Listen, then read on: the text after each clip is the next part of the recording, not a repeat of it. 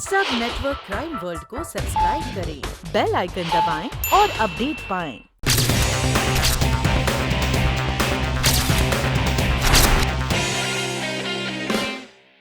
Professor सिद्धांत दोषी, सलोनी चौधरी के बयान से यह साबित होता है कि वो एक दुष्चरित्र आदमी है और अपने स्टूडेंट्स के साथ वो पहले भी कई बार जबरदस्ती कर चुका है। इसलिए ऐश्वर्या धनपति के बलात्कार के मामले में उसे दोषी ठहराया जा रहा है। फैसला आज सुनाया जाएगा। ऐश्वर्या जी, ये अखबार पढ़ा है तुमने? क्या लिखा है इसमें? तुम्हारे साथ बलात्कार की कोशिश नहीं बल्कि बलात्कार किया गया है। बलात्कार की कोशिश बलात्कार से कम घिनौनी नहीं होती। लेकिन ये मत भूलो कि उस घृणा का शिकार बलात्कार करने वाला नहीं बल्कि वो होता है जिसके साथ बलात्कार हुआ हो। अच्छा, आपको मेरी इतनी फिक्र कब से होने लगी? मुझे तुम्हारी नहीं, अपनी फिक्र है।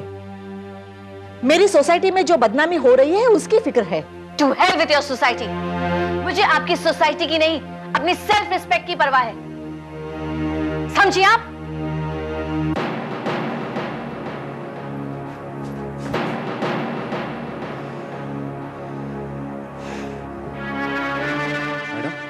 ये आज का न्यूज़पेपर पढ़ा आपने?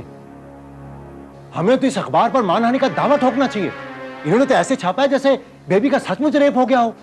Mister Narayan, don't get so excited. उन्होंने जो भी कुछ छापा है हमारे कहने से छापा है। क्या मतलब? मिस्टर नारायण, इतनी मामूली बात नहीं समझते आप? अगर ऐश्वर्या के कैरेक्टर पर ऐसा कोई धब्बा लग जाता है तो अच्छे घर के लड़के शादी करने के लिए पास भी नहीं फटकेंगे। और ऐश्वर्या जैसी ऊंचे दिमाग वाली लड़की किसी ऐरे गेरे का तो हाथ नहीं थामने वाली। और आप तो जानते ही हैं कि मैं तब तक उसकी गार्जियन हूं जब तक उसकी शादी नहीं होती।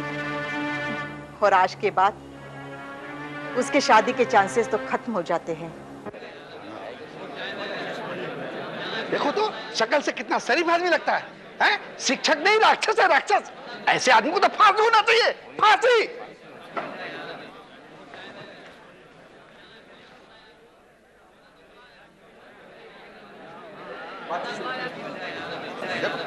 Order order. मुल्जिम सिद्धांत, क्या अब भी आप अपनी सफाई में कुछ कहना चाहते हैं?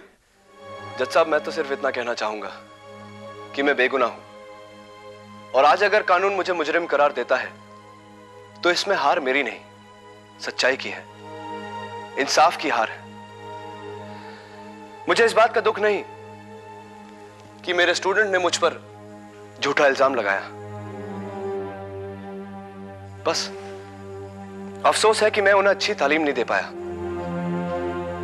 वरना वो इतनी गिरी हुई हरकत नहीं करती।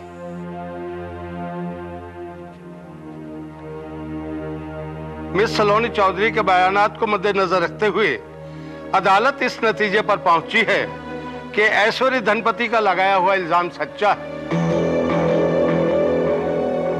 लिहाजा ये अदालत। ठहरिए जज साहब, मैं कुछ कहना चाहती हूँ। देखिए, आपको जो कुछ भी कहना हो कटहरे में आकर कहिए।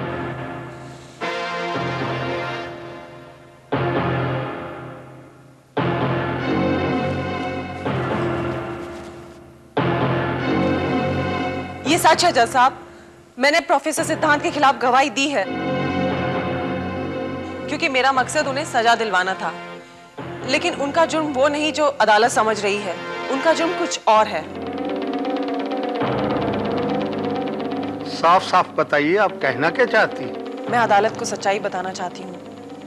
मैं और ऐश्वर्या दोनों ही अच्छी सहेलियां हैं। उस रात ऐश्वर्या मेरे पास आई और उसने मुझसे कहा कि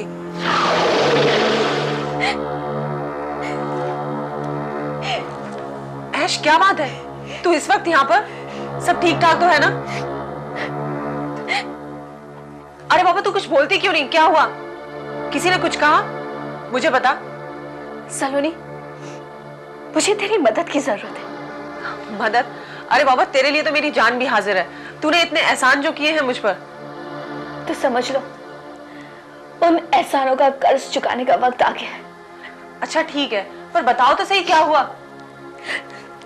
सलोनी, मैं प्रोफेसर सिद्धांत के घर गई थी। प्रोफेसर सिद्धांत?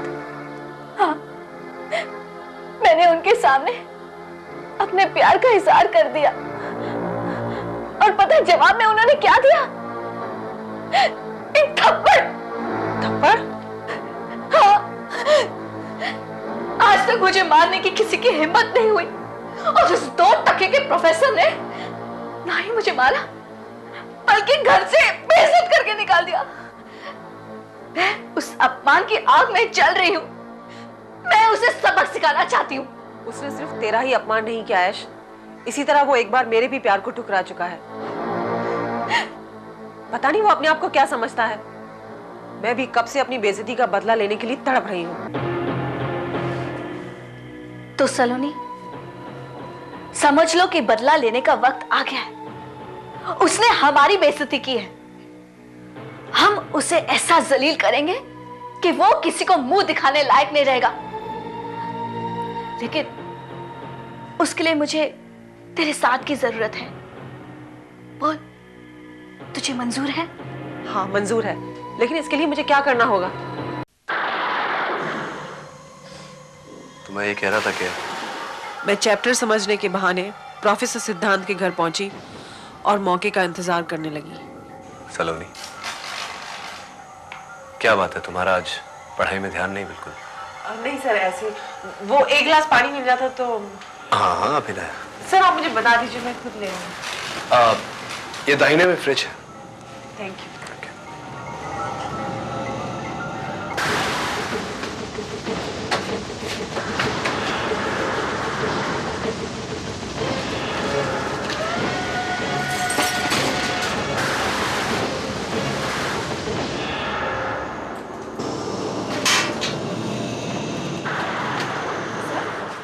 सर वहाँ पे कोई है अंदर? क्या? मैं देखता हूँ।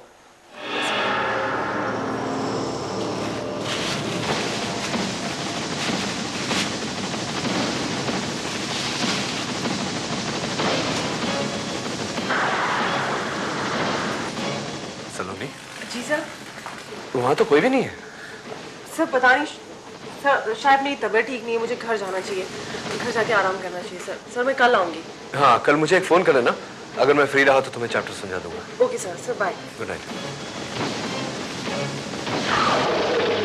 उसके बाद ऐश्वर्या ने पुलिस स्टेशन में जाकर ये रिपोर्ट लिखवाई कि प्रोफेसर सिद्धांत ने उसकी इज्जत पे हमला किया और हमारा प्लान कामयाब हो गया। रही सही कसर मेरे बयान ने पूरी कर दी। ये क्या बकवास कर रही हो सलोनी? तुमने तो मुझे प्रॉमिस किया था। तुम्हारा दिमाग तो नहीं खराब हो गया? Order order. मिस सलोनी, आप जानती हैं आप क्या कह रही हैं? जी हाँ जज साहब, मैं बिल्कुल सच कह रही हूँ। मैंने बदले की आग में जलकर प्रोफेसर के खिलाफ झूठा बयान तो दे दिया, लेकिन उस दिन के बाद मेरे भीतर की आत्मा मुझे कचोट रही है। मेरा जमीर मुझे धिक्कार रहा है कि अगर प्रोफेसर जैसे देवता आदमी को सजा हो गई तो लोगों का सच्चाई और ईमानदारी से विश्वास उठ जाएगा। जज साहब, मैं इतना बड़ा पाप नहीं कर सकती हूँ। सुना तुमने, मैं इतना बड़ा पाप नहीं कर सकती हूँ। जज साहब, ये पाप मुझसे नहीं होगा। मैं इतना बड़ा पाप नहीं कर सकती।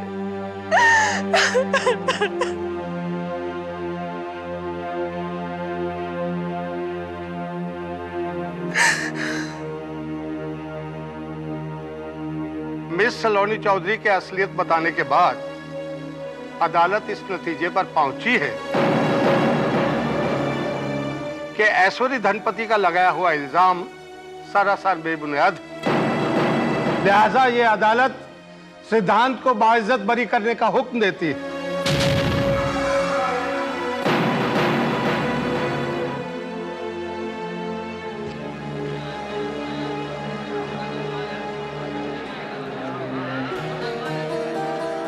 मुबारक हो सिद्धांत, मुबारक हो। इंस्पेक्टर खान, एक मिनट, च्युइंगम तो होगा आपके पास? Sure, thank you.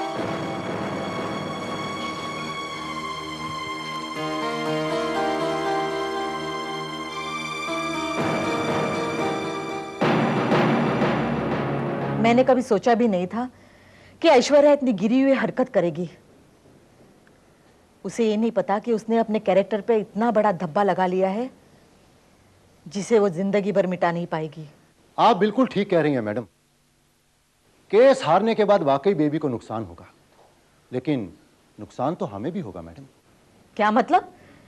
इस केस से हमारा क्या लेना देना? केस से ना हो, लेकिन बेबी से तो लेना देना है।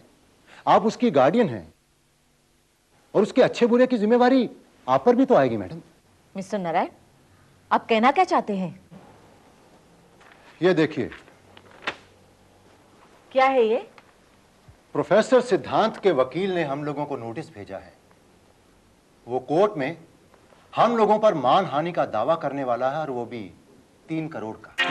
What? Yes ma'am. प्रोफेसर सिद्धांत का कहना है कि बेबी ने उनके ऊपर झूठा इल्जाम लगाकर उनके कैरियर को तबाह कर दिया है, और अखबारों ने उनके ऊपर झूठा इल्जाम लगाकर उनकी जो बदनामी की है उसके लिए भी वो हमें जिम्मेदार ठहराता है, और इस सब के लिए वो खमियाजा चाहता है 3 करोड़ रुपए। 3 करोड़? उसका दिमाग तो खराब नहीं हुआ है? उसका दिमाग नहीं मैडम, मुझे लगता है कि हमारी किस्मत ही खराब है, क्योंकि अगर उसने कोर्ट में दावा कर दिया तो कानून भी उसी का साथ देगा, क्योंकि उसके दावे में दम है। हम लोग पहले ही एक केस हार चुके हैं। दोबारा कोर्ट में जाना हमारे लिए बेइज्जती का सबब बन जाएगा मैडम। आप कहना क्या चाहते हैं? उस फटीचे प्रोफेसर को हम यूं ही 3 करोड़ रुपए दे दें?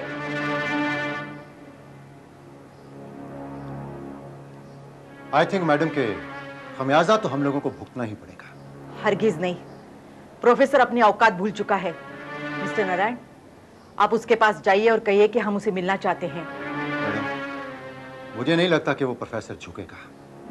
मिस्टर नारायण, जो लोग झुकते नहीं वो टूट जाते हैं, समझा? जी।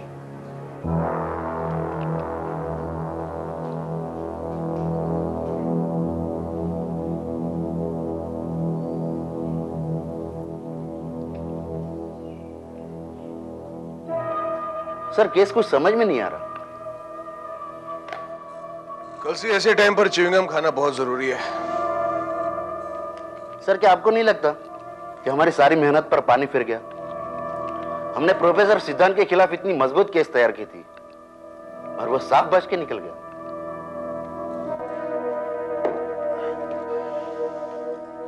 कल से ये लड़की तो गिरगिट की तरह अपना रंग बदल रही है।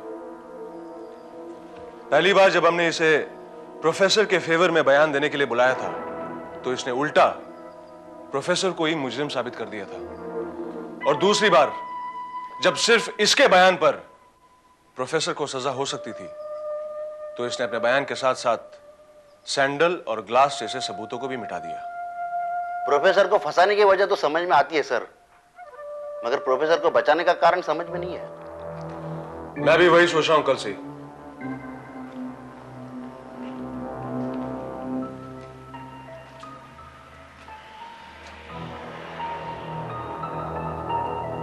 आखिर उस लड़की ने अचानक प्रोफेसर को बचाया क्यों? जरूर कोई ना कोई गड़बड़ है। गड़बड़ तो है सर, मगर क्या ये समझ में नहीं आ रहा। वो लड़की कहती है कि उसने अपना पहला बयान किसी के दबाव में आकर दिया था, और उसका दूसरा बयान उसने अपने ज़मीर जागने पर दिया था। लेकिन कल से ऐसा भी तो हो सकता है कि उसका पहला बयान सच्चा हो और दूसरा झूठा। हो सकता है किसी के प्रेशर में आके उसने प्रोफेसर को बचाया हो। Yes sir. कल से इस लड़की पे हमें खास नजर रखनी होगी। देखिए मिस्टर नारायण, मैं आपसे पहले कह चुका हूं, आपको जो भी बातें करनी है मेरे वकील से कीजिए। अरे प्रोफेसर साहब, आप कहां कोर्ट कचहरी और वकीलों के चक्रों में पड़ रहे हैं? इन बातों से कुछ हासिल नहीं होगा। देखिए मेरी बात मानिए, गुस्सा थूक दीजिए और भूल जाइए सब कुछ। मेरे भूलने से क्या होगा? क्या लोग भूल जाएंगे उन इल्जामों को जो ऐश्वर्या धनपति ने मुझ पर लगाए थे? क्या मिट जाएंगे वो धब्बे जो मेरे कैरेक्टर पर लगाए गए थे? अरे प्रोफेसर साहब, अब काहे के धब्बे? आप बेगुनाह तो साबित हो ही चुके हैं ना। सही कह रहे हैं आप मिस्टर नारायण। तभी तो जिस कॉलेज में मैं नौकरी कर रहा हूं, उस कॉलेज ने मुझसे रिक्वेस्ट किया है कि मैं अपना इस्तीफा दे दूं, क्योंकि वो किसी तरह की कंट्रोवर्सी नहीं चाहते। जाहिर है कि बाकी बची कॉलेजेस और यूनिवर्सिटी भी ऐसा ही सोचेंगी। Mister Narayan, I am finished. मेरा करियर खत्म हो गया। अरे क्या बात कर रहे हैं प्रोफेसर साहब आप शायद मिसिस धनपति को जानते नहीं हैं। उनकी बदौलत तो कई कॉलेजेस चल रहे हैं और आप इस शहर से बाहर जहां भी चाहेंगे आपको जॉब मिल जाएगा। शुक्रिया मिस्टर नारायण, लेकिन मुझे आपकी मालकिन का एहसान नहीं चाहिए। मुझे सिर्फ अपना हक चाहिए। 3 करोड़ रुपए।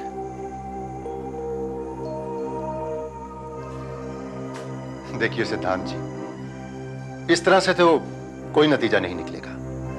आप एक बार मिसिस धनपति से मिल लेते तो वैसे एड्रेस तो है ना आपके पास? जी, मैं आऊंगा। शुक्रिया।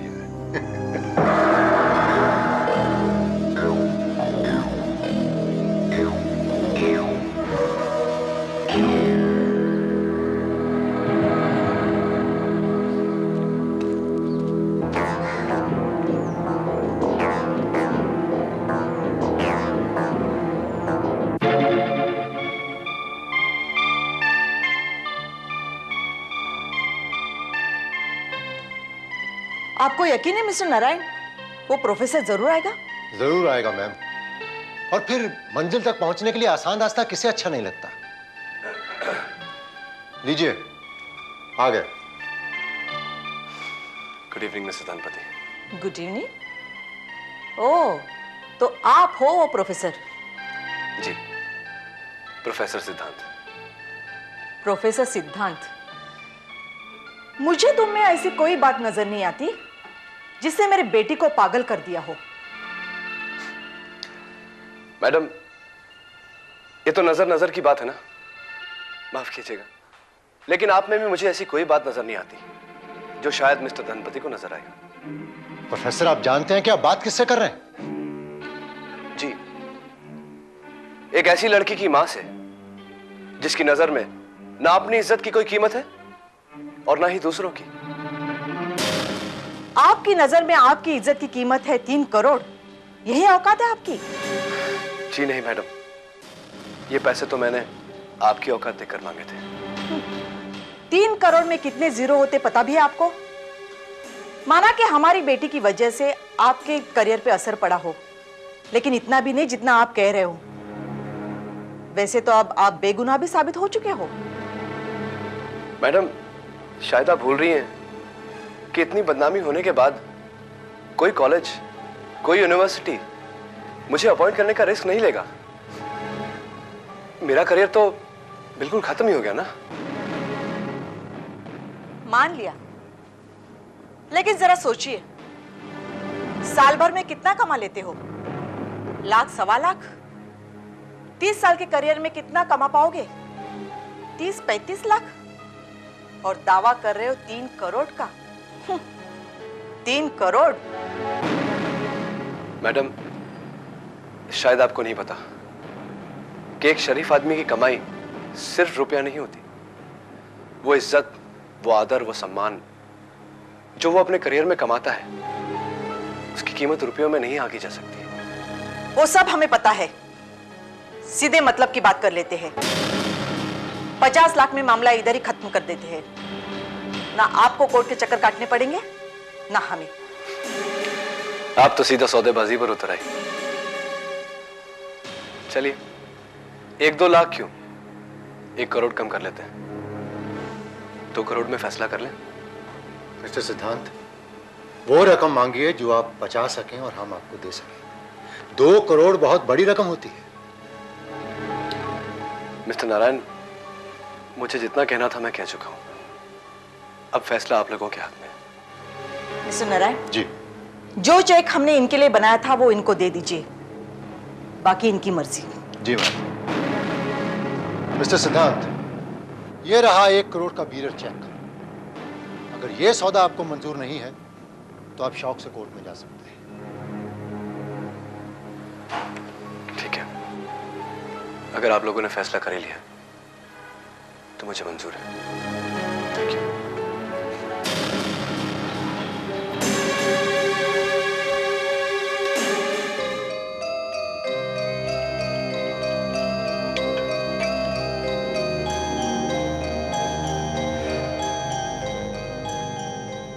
ये जाम 1 करोड़ रुपए के नाम। आखिर हमारा प्लान कामयाब हो ही गया। उस लॉयर के नोटिस ने मिसेस धनपति के छक्के छुड़ा दिए। वैसे मुझे नहीं लगा था कि मिसेस धनपति इतनी आसानी से मान जाएगी। चीयर्स।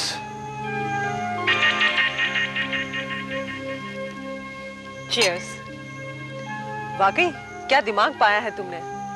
क्रिमिनल लॉ पढ़ाते पढ़ाते तुम्हारा दिमाग तो बड़े बड़े क्रिमिनलों से भी ज्यादा तेज दौड़ने लगा।